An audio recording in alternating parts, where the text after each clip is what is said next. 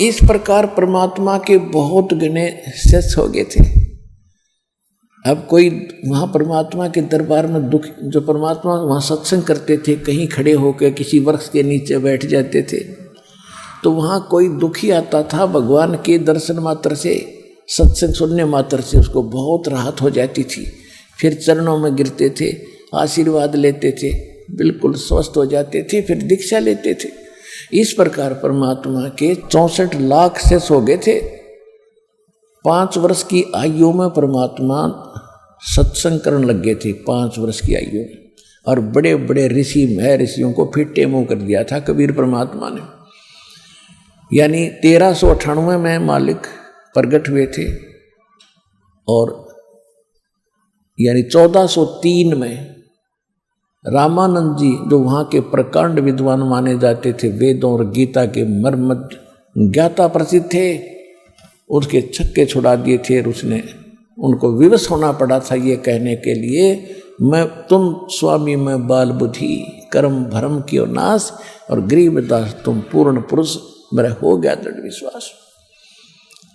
तो इसी प्रकार परमात्मा के 64 लाख शिष्य और एक धानक के, एक जुलाहे के, एक गरीब, एक निर्धन के, अछूत के, जिसको हम सारी उल्टी उपमा दे रहे थे, और उसके इतने शेष होना, तो हमारी बुद्धि पर पत्थर पड़ रहे थे। हमने भगवान का पता ही नहीं था।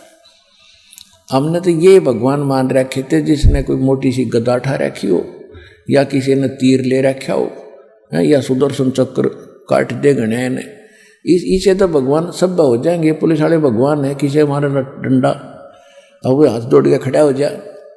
पहले समय में तो ऐसा ही होता था। तो ये भगवान नहीं होते, इनसे हटकर होते हैं जो अच्छे। जैसे पुलिस वाले हैं, पहले बुरा हाल कर रखा था जनता का जब गुलाम था भारत, लेकिन वो पुलिस अलग डिपार्टमेंट है, जो हथियारों वाले हैं वो अलग हैं। राजा तो बगैर हथियार के रहता है, वो स्वयं हथियार नहीं उठाता।